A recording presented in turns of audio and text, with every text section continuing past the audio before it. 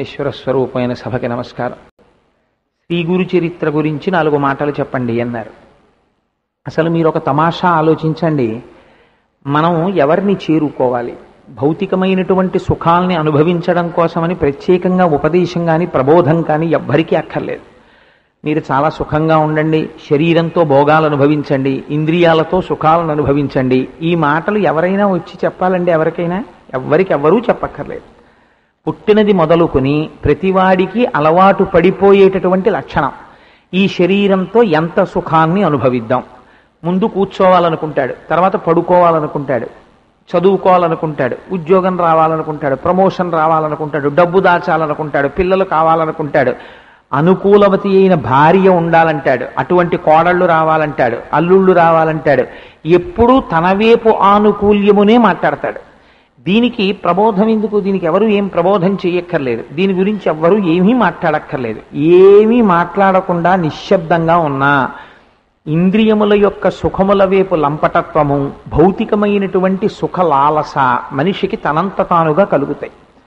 కానీ మరి గురువు యొక్క అవసరం ఎక్కడుంది అంటే, భగవంతుడనబడేటటువంటి వాడొకడున్నాడు. ఈ భగవంతుణ్ణి చేరాలి. ఎవరు చేరాలి? మనుష్యుడు చేరాలి. మిగిలిన పిపీలికాది పర్యంతానికి ఎందుకు చెప్పరు అంటే, సృష్టిలో 84 లక్షల జీవరాశులున్నా 83,99,999 జీవరాశులకి కూడా బుద్ధి అనబడేటటువంటి దాన్ని పరమాత్మ కటాక్షించలేదు.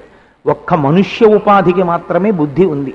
ఈ బుద్ధి చేత తెలుసుకోవాలి, తెలుసుకుని ఈశ్వరుణ్ణి చేరాలి. అందుకే శాస్త్రం ఒక గమ్మత్తైన మాట మాట్లాడుతుంది.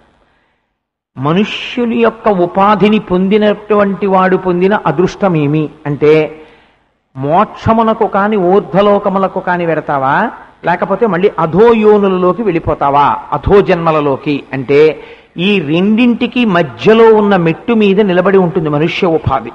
కావాలంటే పైకెళ్ళగలడు. ఈ ఉపాధిలోకి వచ్చి కూడా మనుష్య శరీరాన్ని సక్రమంగా వినియోగించుకోకపోతే వెనక్కి జారిపోతాడు. కాబట్టి ఇప్పుడు భగవంతుణ్ణి చేరుకోవడము అనేటటువంటి మాట వచ్చినప్పుడు అది అంత తేలికైనటువంటి విషయమా? అసలు భగవంతుడు అనబడేటటువంటి వాడు సాకార రూపుడై మనం ఎప్పుడైనా దర్శనం చేశామా? మనం నిర్మోహమాటంగా ఇది ఒక సభ, నేను ఏదో ఉపన్యాసం చెప్తున్నాను అని మీరు అనుకోకండి. కాసేపు మీరు నేను అక్రాస్ ది డైనింగ్ టేబుల్ ఏదో ఒక భోజనం చేస్తూ సరదాగా మాట్లాడుకున్నాం అనుకుని మీరు ఒకసారి ఆలోచన చేయండి. నా తల్లి యందు నాకు ప్రేమ ఎందుచేత అంటే, మా అమ్మగారిని నేను చూశాను, ఆవిడ యొక్క ప్రేమని నేను అనుభవించాను. అందుకని నా తల్లి అంటే నాకు కృతజ్ఞతాభావము, నా తల్లి అంటే నాకు ప్రేమ, నా తండ్రి అంటే నాకు గౌరవము, ఎందుకంటే వారి యొక్క వాత్సల్యమును నేను అనుభవించాను. నా తమ్ముడంటే నాకు ప్రీతి, ఎందుకంటే నా తమ్ముడికి నేనంటే ఎంత ప్రేమో నాకు తెలుసు. నా భార్య యందు నాకు అపారమైన ప్రేమ, ఎందుచేత నా గురించి ఎంత పరితపిస్తుందో నాకు తెలుసు. భగవంతుడి గురించి భక్తితో ఉండు. నేను ఎలా ఉంటానండి? నాకేం తెలుసు భగవంతుడి గురించి? ఆయన ఎప్పుడైనా నాకు కనపడ్డా? నేను ఎప్పుడైనా ఆయన్ని చూశానా? లేకపోతే ఆయన చేసిన మేలు ఏదైనా నాకు తెలుసా ప్రత్యక్షంగా? లేదా నాకు ఆయనతో ఏదైనా అనుబంధం ఉందా? ఎలాగ భగవంతుడి మీద ప్రేమ నిలబడమంటే నిలబడుతుంది? ఒక అనుబంధం ఉందనుకోండి, మీరు నిష్పక్షపాతంగా ఆలోచన చేయండి. మనసులో అదేమిటండి శ్రీ గురు చరిత్ర చెప్తానని కోటేశ్వరరావు ఇలా మొదలెట్టారనుకోకండి. కాసేపు అలా మీరు ఆలోచన చెయ్యండి. ఆ కోణంలో అసలు భగవంతుడి గురించి మీకు ప్రేమగా ఉండవలసినటువంటి అవసరం ఏమి? నిజాయితీ అయినటువంటి ఆలోచన చేయండి. అసలు భగవంతుడు ఆల్ రైట్, ఏది భగవంతుడి గురించి మీరు ఆలోచన చేయడానికి, ప్రేమతో ఉండడానికి ఏది భగవంతుడు? ఎవరు భగవంతుడు అంటే? ఆ భగవంతుని యొక్క స్వరూపం ఏమిటి? అసలు ఇలా ఉంటాడు, ఇదే రూపము అని మీరు ఏమైనా చెప్పగలరా? మీరు ఒక కృష్ణుడు అన్నారనుకోండి, మరి రాముడు ఏమవ్వాలి? మీరు లేదు రాముడు కృష్ణుడు అన్నారనుకోండి, శివుడు ఏమవ్వాలి? శివుడు రాముడు అన్నారనుకోండి, దత్తాత్రేయుడు ఏమవ్వాలి? కాబట్టి మరి ఇవన్నీ ఏంటి? ఈ రూపాలన్నీ భగవంతుడే అయితే ఏ రూపాన్ని పట్టుకోవాలి? లేకపోతే ఒక రూపాన్ని పట్టుకుని పూజ చేస్తే అన్ని రూపాలకి పూజ జరిగినట్టు అయిపోతుందా? అసలు భగవంతుడితో మనకి అనుబంధం ఎందుకు కలగాలి? మనకి ఎలా ప్రేమ కలుగుతుంది భగవంతుడి మీద? ఇది భగవంతుడే వచ్చి మాట్లాడితే తప్ప మనకు ఎలా అర్థం అవుతుంది? కాబట్టి అసలు రహస్యం ఎక్కడుందంటే, భగవంతుణ్ణి చేరుకోవడం అనేటటువంటిది చెప్పినంత తేలిక కాదు. ఎందుచేత అంటే, మనస్సుకి ఆలంబనము దొరకదు. నువ్వు చాలా భక్తితో ఉండు అని చెప్పడం తేలిక. భక్తితో ఉండడానికి అయావడు మీకు ఇంత ఉపకారం చేశాడండి అన్నారనుకోండి, మీకు ఆయన పట్ల భక్తి ఉంటుంది. ఆయన ఉపకారం చేశాడండి అని చెప్పడానికి భగవంతుడు మీకేం ఉపకారం చేశాడో మీకు ఎవరు చెప్తారు వచ్చి? కాబట్టి ఇప్పుడు భగవంతుడు చేసిన ఉపకారం ఏమిటో, మీరు భగవంతుణ్ణి ఎందుకు చేరుకోవాలో, అసలు మీరే భగవంతుడో కాదో ఈ విషయాల్ని సమగ్రముగా చెప్పడంలో తత్తరపాటు లేకుండా ముందు తాను బాగా తెలుసుకున్న దాన్ని సాధికారికముగా అవతల వారికి అయోమయానికి గురి కాకుండా గహనమైన విషయాన్ని చాలా తేలికగా అవతల వారికి అర్థమయ్యేటటువంటి రీతిలో అవతల వారి స్థాయికి దిగి కిందకి వచ్చి మాట్లాడగలిగిన సమర్థుడై దాని వలన అవతల వారితో తనకి లంపటము కలగకుండా తాను అతీతముగా ఉండి వారికి బోధ చేసి తన స్వస్థతి యందు తాను నిలబడగలిగినటువంటి ఒక మహాపురుషుడి యొక్క అవసరం ఉంది జాతికప్పుడు. అప్పుడు గురువు కావాలి. ఈ గురువు ఎక్కడి నుంచి రావాలి? గురువు అన్నవాడు భగవంతుడి కన్నా భిన్నంగా ఎక్కడి నుంచో రావడానికి వీల్లేదు. సమస్త సృష్టే భగవత్ స్వరూపం అయినప్పుడు గురువు ఎక్కడి నుంచి వస్తాడండి? గురువు కూడా భగవంతుడిలోంచే రావాలి. భగవంతుడిలోంచి రావాలి, లేదా భగవంతుడే రావాలి గురువుగా తప్ప వేరొకడెవరో గురువుగా వస్తాను, నేను భగవంతుడు కాదండి, నేను గురువునంతే, నేను మిమ్మల్ని భగవంతుడితో చేరుస్తాను అని పైకి చెప్తాడంతేనా. కానీ యథార్థమునకు ఆయనే భగవంతుడు గురువు అంటే.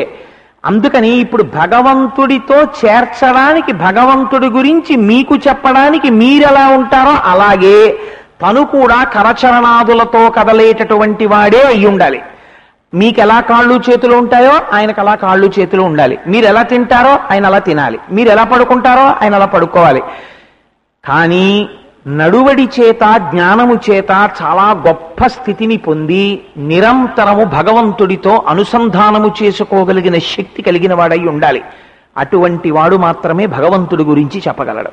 కాబట్టి ఇప్పుడు అటువంటి స్వరూపాన్ని ఏమని పిలవాలి అంటే గురువు అని పిలవాలి అంది శాస్త్రం. ఆ గురువు అన్న మాటకి మీరు ఒకటి ఆలోచన చేయండి, అది నామవాచకమా గురువు అంటే? గురువు అంటే ఎవరో ఒక పేరా అంటే కాదు. గురువు అంటే ఏమిటి అంటే గురుగీత చెప్పింది. గురుగీత పరమశివుడు పార్వతీదేవికి ఉపదేశం చేశాడు. ఉపదేశం చేసినప్పుడు ఆయన గురువుల యొక్క వైభవం గురించి అందులో మాట్లాడాడు. ఆయన అన్నారు, పార్వతి గురువు అన్న మాట ఎవరి పట్ల వాడతారో తెలుసా? గుకారశ్చంధకారస్తు రుకారస్తన్ నిరోధకృత్ అంధకార వినాశిత్వాత్ గురురుత్యభిధీయతే. ఎవరిని పడితే వారిని గురువు అన్న మాటని ప్రయోగం చేయకూడదు. ఎందుచేత అంటే సైకిల్లో ఎవరో గాలి కొట్టారనుకోండి, అయ్యా నేను కృతజ్ఞుడను అన్న మాట అంటే చాలు. అంతేగాని గురువు గారు మీరు చాలా బాగా గాలి కొట్టారని అనకూడదు. దానికి గురువు అన్న మాట వాడడానికి ఒక హద్దు ఉంటుంది, ఒక పరిమితి ఉంటుంది, దానికి కావలసినటువంటి స్థితి ఒకటి ఉంటుంది. అంతేగాని ఎవరిని పడితే వాళ్ళని పట్టుకుని గురువు గారు అన్న మాట వాడకూడదు. గు అంటే అంధకారం, రు అంటే తొలగించడం. ఏమిటి అంధకారం తొలగించడం? చీకటిని తొలగించడం అంటే ఇప్పుడు చీకటి పడింది, ఏమంటే ఈ చీకటి తీసేసి వెలుతురు వచ్చేసేటట్టు చేసేయండి, అప్పుడు మిమ్మల్ని మేము గురువు గారు అంటామని అన్నారనుకోండి ఎవరినైనా సభలో పట్టుకుని. అంటే ఆయన అలా చీకటిని తీసేసి వెలుతురు ఇచ్చేసేటటువంటి వాడిని గురువు అంటారా? అది కాదు దాని అర్థం. అంధకారం అనేటటువంటిది మనం ఎప్పుడూ ఉండేటటువంటి స్థితి. ఏమా అంధకారం అంటే? అంధకారము అంటే అజ్ఞానము. అజ్ఞానము అంటే జ్ఞానము లేకుండుట. జ్ఞానం అనగానేమి? తెలుసుకోవలసిన వస్తువుని తెలియకుండా ఉండుట. తెలియకుండా ఉండిపోయినటువంటి వస్తువుని తెలియచేసేటటువంటి వాడెవరో వాడికి గురువు అని పేరు. అందుకే గురువుని సాధారణంగా దేంతో పోలుస్తారో తెలుసా అండి? దీపంతో పోలుస్తారు. తివిరి అజ్ఞాన తిమిర ప్రదీపమగుచు అవ్యయంబగు బ్రహ్మంబుననుభవించి భరిత సత్తుండు సత్కర్మ నిరతుడతుల భూసుర శ్రేష్ఠుడలగుండు బుధనుతుండు అంటారు పోతన గారు భాగవతంలో. తివిరి అజ్ఞాన తిమిర ప్రదీపమగుచు, అజ్ఞానమనేటటువంటి చీకటిని తొలగతోస్తాడు గురువు. ఎలా తొలగతోస్తాడు అంటే మనందరికీ కూడా ఒక భావన ఉంటుంది. ఏమిటా భావన అంటే, మీరెవరండి అని అడిగారు అనుకోండి, నేను అని ఇలా చూపిస్తాం. నేను అన్నప్పుడు ఇలా చూపించడంలో ఎవరిని చూపిస్తాం? ఈ శరీరాన్ని చూపిస్తాం. ఈ శరీరము లేకపోతే నువ్వు లేవా అని అడిగారు అనుకోండి, వెంటనే సాధారణంగా వచ్చేటటువంటి జవాబు ఏమిటంటే నేను లేను. ఈ శరీరం ఎంతకాలం ఉంటుందో అంతకాలము నేనున్నట్టు లెక్క. ఈ శరీరము లేకపోతే నేను లేనట్టే. కానీ శాస్త్రం అంటుంది ఒక్కసారి వెనక్కి వెళ్ళి చూడు. ఇది గురువులు వేసేటటువంటి ప్రశ్నలు చాలా చమత్కారంగా ఉంటాయి. అందుకే గురువు నోరు విప్పి మాట్లాడారనుకోండి, గురువు మాట్లాడినటువంటి మాట సింహము చేసినటువంటి గర్జన వంటిది. మీకు కాకి ప్రతిరోజు అరుస్తుంది. మీరు అడిగారా అడగలేదా అని కాకి ఏం చూడదు. ఎప్పుడూ మాట్లాడడానికి ప్రసిద్ధి ఏది అంటే కాకి. కాకి గోలండి అంటారు. అందుకే ఎప్పుడూ మాట్లాడుతుంది కాకి. చెట్టు ఎక్కి అరుస్తూనే ఉంటుంది. కాకి అరవడం వల్ల ఏమైనా ప్రయోజనం ఉంటుందా? ఏ ప్రయోజనం ఉండదు. అబ్బాయి ఎంత బాగుందో కాకి అరుపు వినండి నిశ్శబ్దంగా ఎవరనరు. అదే కాకి అరిచింది అనుకోండి, ఎవరు వస్తారు? కాకులే వస్తాయి. మీకు అది గమ్మత్తు. ఓ కాకి అరిచింది అనుకోండి, ఎవరు రారు, కాకులు వస్తాయి. ఒక సింహం అరిచింది అనుకోండి, ఒక సింహం గర్జన చేసింది అనుకోండి, ఎవ్వరు ఉండరు, అన్ని పారిపోతాయి. ఎందుకనంటే అది సింహం. సింహము గర్జించినంత మాత్రం చేత గర్జన ఎంత దూరం వినపడుతుందో అంత దూరం అన్ని పారిపోతాయి. గురువనబడేటటువంటి వాడు నోరు విప్పి మాట్లాడితే కొన్ని కోట్ల జన్మల నుంచి వెంట తరుగుతున్నటువంటి అజ్ఞానం అనేటటువంటి చీకటి విచ్చిపోతుంది. అందుకే అనేక జన్మ సంప్రాప్త కర్మబంధ విదాహినే జ్ఞానానల ప్రభావేన తస్మై శ్రీ గురవే నమః అన్నారు గురుగీతలో. అది ఎలా ఉంటుంది అంటే, ఏది యథార్థమో ఆ యథార్థమును తెలియనీయకుండా దాచిపెడుతుంది. దాన్ని అజ్ఞానం అంటారు. ఇప్పుడు చీకటి ఏం చేస్తుందండి? చీకటి వ్యాపకత్వం కమ్ముకుంటుంది. మీకు ఉన్న వస్తువులు ఏవి కూడా చీకటి పడినప్పుడు, సూర్యాస్తమయం అయిందనుకోండి, ఇంతకు ముందు ఇక్కడ ఏ స్టేజ్ ఉందో ఆ స్టేజే ఉంటుంది. అన్నీ ఇలాగే ఉంటాయి. కానీ చీకటి వ్యాపించేసింది అనుకోండి, మీకు ఒక భయం బయలుదేరుతుంది. ఏమిటా భయం అంటే, ఏమిటో ఇంత చీకటిగా ఉంది, అలా వెళ్ళడమే, అక్కడ ఏముంటుందో అని భయం. కారణం ఏమిటి? చీకటిగా ఉన్న చోట ఉన్న వస్తువు ఉన్నట్టు కనపడదు. ఆ చీకట్లో వెళ్ళిపోతున్నాడు అనుకోండి, ఎప్పుడు వేదాంతంలో ఇదే ఉదాహరణ చెప్తారు. ఓ తాడు అడ్డంగా పడుంది, ఆ తాడు చూస్తాడు, అమ్మో పాము అడ్డంగా పడుంది అనుకుంటాడు. తాటి యందు పాముని చూడగానే అజ్ఞానానికి హద్దు లేని స్థితి వస్తుంది. తాడు కదులుతుంది, అమ్మో పాము కదులుతోందంటాడు. అసలు తాడు ఇలా పైకి లేవదు. కానీ వీడి అజ్ఞానము భయము చేత ఏం కనపడుతుందంటే, పడగ విప్పినట్టు కనపడుతుంది, బుస కొట్టినట్టు వినపడుతుంది. అమ్మో ఎంత పాము అంటాడు, ఒళ్ళంతా చెమట్లు పట్టేస్తాయి.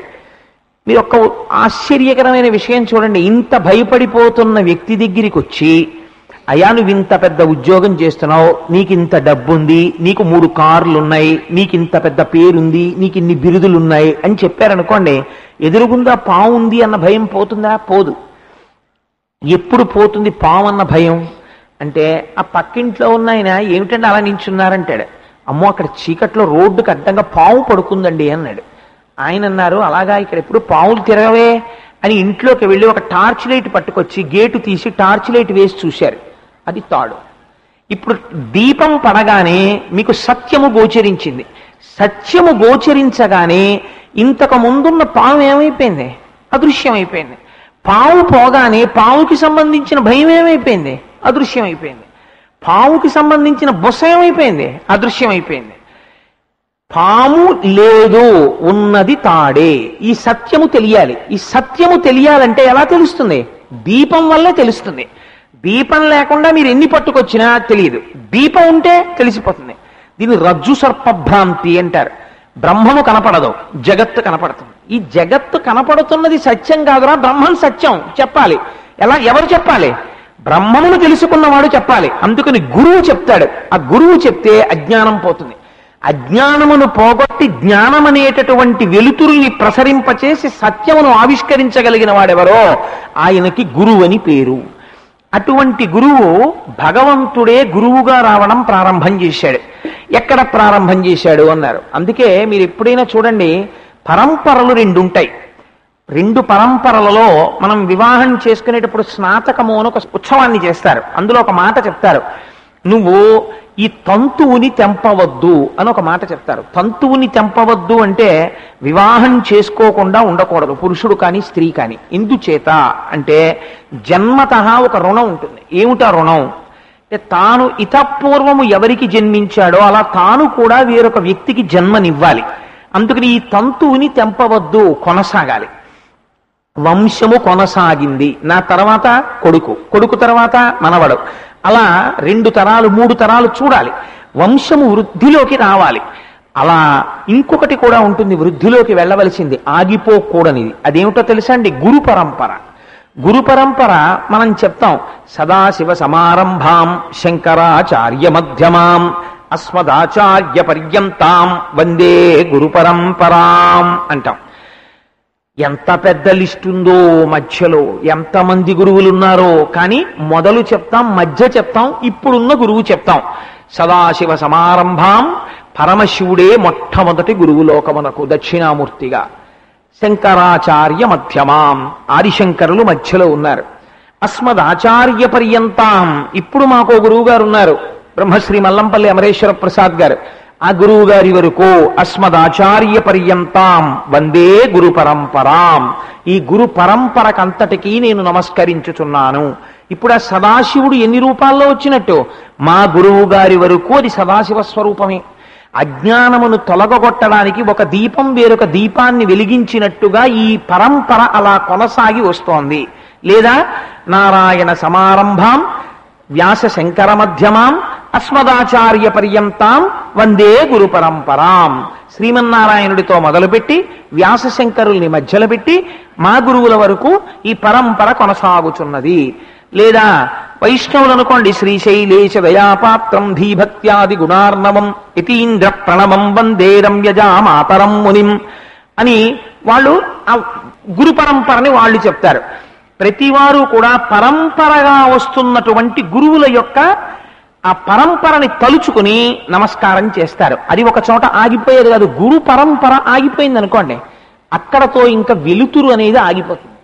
సూర్యోదయం అనేటటువంటిది ఒక రోజు అయి బట్టలన్నీ ఆరేసేసుకున్నామంటే బట్టల గుమ్మిలో ఇంకేం మాసు బట్టలు లేవు మాకు ఉతుక్కోవలసినవి, సూర్యుడు వస్తే ఎంత రాపోతే ఎంత అండి అనకూడదు.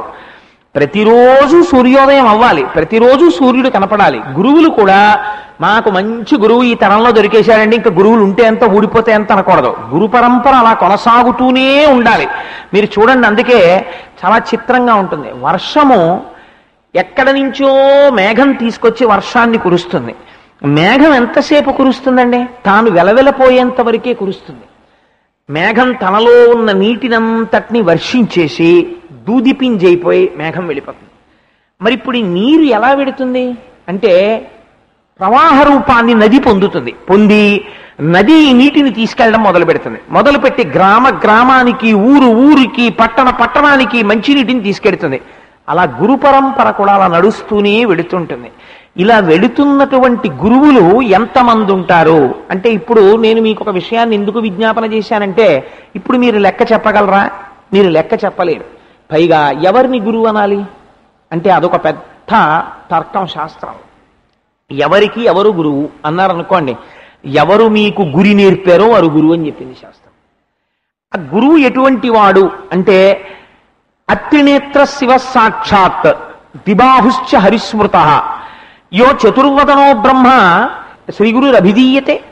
ఆ గురువు మీ కంటి ఎదురుగుండా కనపడినప్పుడు 3 కన్నులతో కనపడనటువంటి పరమశివుడు, ఆయన 2 చేతులతో కనపడుతున్నటువంటి శ్రీ మహావిష్ణువు, 4 ముఖాలతో కాకుండా 1 ముఖంతో కనపడుతున్నటువంటి చతుర్ముఖ బ్రహ్మ. గురువుగారు ఎక్కడ నివాసం ఉంటారో ఆ నివాసం ఉన్నటువంటి ప్రాంతము కాశీక్షేత్రం అయిపోతుంది. అదొక గమ్మత్తు. మీకు శివమహాపురాణంలో ఒక మాట ఉంది. త్రివేణీ సంగమానికి వెళ్ళి స్నానం చేస్తుంటారు. త్రివేణీ సంగమ స్నాన ఫలితము దేనివల్ల ఎటువంటి ఫలితాన్ని ఇస్తుందో అటువంటి ఫలితాన్ని పొందాలంటే శివమహాపురాణం అంది, ఏ మహానుభావుడికి ప్రతిరోజు ఉదయం నిద్ర లేవగానే సంధ్యావందనం చేసి అభిషేకం చేసుకుని ఒంటి నిండా విభూతి పిండికట్లు పెట్టుకుని అభిషేకం అయిపోయిన తర్వాత అంతటా బ్రహ్మమును దర్శనం చేస్తూ పొంగిపోతూ పూజ గదిలోంచి బయటికి వస్తున్నాడో అటువంటి వాణ్ణి ఒక్కసారి కన్నులతో చూసిన వారెవరుంటారో అటువంటి వారికి త్రివేణీ సంగమ ఫలితాన్ని ఇచ్చేస్తున్నామన్నారు. ఇప్పుడు గురువు ఎవరు? కరచరణాదులతో కదిలి వస్తున్నటువంటి త్రివేణీ సంగమం. త్రివేణీ సంగమానికి మీరెళ్ళాలి. కానీ గురువు ఏమిటి? ప్రతి గడప ముందుకి వచ్చి నిలబడేటటువంటి త్రివేణీ సంగమం. ఆ గురువు కాలు పెట్టారనుకోండి మీ ఇంట్లోకి కాశీ వచ్చినట్టు, గురువు కాలు పెట్టారనుకోండి గంగానది మీ ఇంటికి వచ్చినట్టు. ఆ గురువు కొంత పదార్థాన్ని తిని విడిచిపెట్టాడు అనుకోండి, అది కాశీ విశ్వేశ్వరుడు తినగా మిగిలినటువంటి శేషమైనట్టు. కాబట్టి ఇప్పుడు ఏమైంది? ఆయన తిని విడిచిపెట్టినటువంటి పదార్థం అంటే విస్తట్లోనే విడిచిపెట్టక్కర్లేదు. మీ ఇంట్లో కొంత వంట చేశారు, ఇంటికి ఒక గురుస్వరూపం అతిథిగా వచ్చారు, వారికి మీరు భోజనాన్ని వడ్డించారు, వారు దేవతార్చన చేసి వెళ్ళిపోయారు. ఇప్పుడు వారు తినగా మిగిలినటువంటి పదార్థం ఏదైతే ఉందో దాన్నంతటినీ కూడా గురుశేషము అని పిలుస్తారు. ఆ గురుశేషము తినడం కోసమని వెళతారు. ఎందుకంటే అది మహత్తరమైనటువంటిది, సమస్త ఐశ్వర్యకారకము. అందుకే సాధారణంగా మన ఇంటికి ఎవరైనా మహాత్ములైనటువంటి వారు ఏదో కాస్త భిక్ష తీసుకోవడానికో పలహారం తీసుకోవడానికో వచ్చారనుకోండి, అప్పుడు వారిని ఒక్కరినే ఎప్పుడూ పిలవకూడదు. వారితో పాటుగా అటువంటి ప్రసాదమును పొందడానికి యోగ్యులైన వారు దాన్ని కేవలం అన్నం కింద చూడరు, ప్రసాదం కింద చూసే మర్యాద తెలుసున్న వారన్న వారిని కొంతమందిని పిలుస్తారు. పిలిచి అయ్యా మీరు కూడా వచ్చి ప్రసాదం తీసుకోండి అంటారు. ఆ గురువులు తినగా మిగిలిపోయిన పదార్థం ఉంటుంది వంటింట్లో, అది గురుశేషము అంటారు. అది తినడం వల్ల జ్ఞానము ప్రకాశిస్తుంది, బుద్ధి కలుగుతుంది, ఐశ్వర్యము కలుగుతుంది. కాబట్టి ఇప్పుడు గురువు ఎటువంటి వాడు అంటే ఆ గురువు సాక్షాత్తు విశ్వేశ్వరుడై ఉన్నాడు. అందుకే గురుగీతలో శంకరుడు ఒక ఆశ్చర్యకరమైన మాట చెప్పాడు. పార్వతి చాలా మంది తెలియక కాశీక్షేత్రానికి వచ్చిన దర్శనం చేసుకుంటూ ఉంటారు. అసలు నిజంగా కాశీక్షేత్రం అనేటటువంటిది కేవలం ఉత్తర భారతదేశంలో ఉంది అని అనుకుంటారు. సత్యమే, నేను కాదంటలేదు. కానీ అసలు నిజమైన కాశీక్షేత్రాలన్నీ ఎక్కడున్నాయో నీకు తెలుసా అని అడిగాడు ఆయన. అడిగి ఒక చిత్రమైనటువంటి మాట చెప్పాడు. గురువు ఏ ప్రాంతమునందు నివాసం ఉంటున్నాడో ఆయన ఎక్కువగా నివాసం ఉన్న చోట తిరుగుతుంటాడు. ఆయన ఎక్కడ తిరుగుతున్నాడో ఆయన తిరిగినటువంటి ప్రాంతము హద్దులు ఉంటాయి. ఆయన ఏదో ఇక్కడి నుంచి ఇక్కడికి తప్పకుండా తిరుగుతాడు, ఆ ఇల్లు అక్కడ ఉంది కాబట్టి. అది వారణ అషి అన్న 2 ఒడ్ల మధ్యలో ఉన్నటువంటి కాశీ క్షేత్రం అయిపోతుంది. ఆ గురువు నివాసం ఉన్న చోట ఎవరెవరు నివాసం ఉంటున్నారో ఆయన తిరిగిన చోట వారందరికీ కాశీ పట్టణంలో నివాసం ఉన్న ఫలితం నేను ఇస్తున్నాను సుమా అన్నాడు. ఎంత చిత్రం చూడండి. ఒక్కొక్కసారి మనకి తెలియదు, ఒక్కొక్క మహాత్ముడు ఉన్నటువంటి చోట మనం ఉంటాం. మనం ఉన్నన్నాళ్ళు ఈశ్వరుడు ఏ ఫలితం వేస్తాడో తెలుసా అండి? మీరు కాశీ క్షేత్రంలో ఉన్న ఫలితం వేసేస్తాడు. గంగ ఎక్కడి నుంచి వస్తుందో తెలుసా? ఆయన అన్నారు, గురువు యొక్క చరణ తీర్థముందే గురువు గారి యొక్క కాళ్ళు కడిగినప్పుడు వచ్చినటువంటి నీరు సహజముగా గంగగా మారిపోతుంది. ఆ నీటిని తల మీద చల్లుకుంటే వాడు ఆ రోజున గంగా స్నానము చేసిన ఫలితాన్ని ఇచ్చేస్తాం. ఇంకా ఆశ్చర్యకరమైన విషయం చెప్పనా? నేను మాట్లాడను, దర్శనమిస్తానంతే. కానీ నేను మాట్లాడాలనుకున్నప్పుడు నిజంగా కాశీక్షేత్రంలో మాట్లాడితే అది సంచలనం అయిపోతుంది. కానీ నేను మాట్లాడేది ఎక్కడ మాట్లాడతానో తెలుసా? అటువంటి గురువులున్న చోట గురువులు మాట్లాడతారు, వారి మాట నా మాటగా ఉంటుంది. నేను ఏది మాట్లాడతానో అది గురువులతో మాట్లాడిస్తాను. అందుకని వారి మాటలు నా మాటలే. అందుకని గురువులు ఉన్న ప్రదేశములు ఏవో అవి కాశీక్షేత్రములు అని చెప్పాడు మహానుభావుడు. కాబట్టి ఆ గురువు ఎంత గొప్పవాడు అన్నది మీరు ఒక్కసారి ఆలోచించండి. అందుకే ఒక మాట చెప్తాడు శంకరుడు గురుగీతలో, నగురోరధికం తత్వం నగురోరధికం తపః నగురోరధికం జ్ఞానం తస్మై శ్రీ గురవే నమః. నగురోరధికం నగురోరధికం నగురోరధికం ఇది శివశాసనతః. గురువు కన్నా అధికమైనటువంటి వాడు ప్రపంచమునందు వేరొకడు లేడు. గురుర్బ్రహ్మ గురుర్విష్ణు గురుర్దేవో మహేశ్వర గురు సాక్షాత్ పరబ్రహ్మ తస్మై శ్రీ గురవై నమః. గురుర్బ్రహ్మ, గురువే చతుర్ముఖ బ్రహ్మ. బ్రహ్మగారు ఏం చేస్తారండి? సృష్టి చేస్తారు. గురువు కూడా సృష్టి చేస్తాడు. ఎవరిని సృష్టి చేస్తాడు చెప్పండి? గురువు గారు ఎప్పుడైనా సృష్టి చేయడం మీరు చూశారా? మరి గురువు గారికి బ్రహ్మాంశ ఎలా ఇచ్చారు అంటే, మీలో ఉన్నటువంటి మనుష్యత్వము జీవత్వమును అణచి సాక్షాత్తుగా నువ్వే ఈశ్వరుడివిరా అనేటటువంటి జ్ఞానాన్ని మీ యందు సృష్టి చేస్తాడు. అందుకని గురుర్ బ్రహ్మ గురుర్ విష్ణువు. ఆ వచ్చినటువంటి భావన, ఆ భక్తి మళ్ళీ జారిపోతుంది. జారిపోకుండా ఉండాలంటే గురువు గారి మాటలు మళ్ళీ మళ్ళీ మళ్ళీ మళ్ళీ పడుతూ ఉండాలి. రామకృష్ణ పరమహంస అంటారు, ఏనుగు పక్కన మావటివాడు ఎప్పుడూ నించునుంటాడు. ఎందుకు నించునుంటాడో తెలుసా అండి? ఏనుగును వదిలేసి మావటి వెళ్ళిపోకూడదా? వెళ్ళడు. ఏనుక్కో లక్షణం ఉంటుంది. దాని ఏనుగు తొండం ఎప్పుడూ నిశ్చలంగా ఉండదు, అది కదుపుతూనే ఉంటుంది తొండాన్ని. ఈ కదపడంలో దానికి ఉన్న గమ్మత్తు ఏమిటో తెలుసా అండి? ఇలా ఆ తొండం పెట్టి వాసన చూస్తుంది, ఆ వస్తువు ఏదో ఇలా లాగుతుంది, లేకపోతే ఓ అరటిపండు తొక్క పోగేస్తుంది, ఇలా వెళ్ళిపోతూ ఆ చెట్టు కొమ్మట్టుకు విరిచేస్తుంది, ఇలా వెళ్ళిపోతూ ఓ పువ్వు లాగేస్తుంది. ఇన్ని పనులు చేస్తుంటే పక్కన ఉన్న మావటి ఏనుగు యొక్క బరువులో ఎన్నో వంతుంటాడండి మావటి. ఇంత డొక్కులో ఉండేటటువంటి మావటి పక్కన నించుని చేతిలో అంకుశం పట్టుకుంటాడు. పట్టుకుని అది ఇలా తొండం ఎత్తినప్పుడల్లా ఓ దెబ్బ కొట్టు హో అంటాడు. తొండం దింపేస్తుంది. పక్కన తొండం ఆయన అంకుశం పట్టుకుని నిలబడ్డాడు అనుకోండి, ఎదుటివాడు రూపాయి ఇస్తే ఆ రూపాయి పట్టుకెళ్ళి మావటి చేతిలో పెట్టి పిల్లాడికి ఆశీర్వచనం చేసి తొండం దింపేస్తుంది. ఓ అరటిపండు ఇచ్చాడు అనుకోండి, ఆ అరటిపండు తీసుకుని నోట్లో పడేసుకుంటుంది. రూపాయి ఇస్తే మావటి వాడికి ఇచ్చేస్తుంది. ఇక్కడే ఊపుతుంది కాబట్టి తొండాన్ని అటు ఇటు వెళ్ళదు, దేన్ని విరవదు. పక్కన మావటి ఉంటే. మావటి లేడనుకోండి, ఏనుగుని ఎవరు ఆపలేరు. మావటి పక్కన ఉంటే లొంగిన ఏనుగు ఎటువంటిదో, పక్కన గురువు యొక్క మాటలు అస్తమానము వింటుండడం చేత మనస్సు అలా లొంగి ఉంటుంది. నేను అన్నీ వినేశానండి అని గురువుని వదిలేశారనుకోండి, మీరు వదిలేస్తే ఏమైపోతుందో తెలుసా అండి? మావటి లేని ఏనుగు అయిపోతుంది. అది మళ్ళీ దాన్ని తొండం ఆడించేయడం, కొమ్మలు విరిచేయడం మొదలెట్టేస్తుంది మళ్ళీ. కాబట్టి మావటి ఎప్పుడూ ఉండాలి పక్కన. అలాగే గురువు గారు కూడా ఎప్పుడూ సంతతము గురు సంభాషణాన్ని వింటూనే ఉండాలి గురువు దగ్గరికి వెళ్ళి.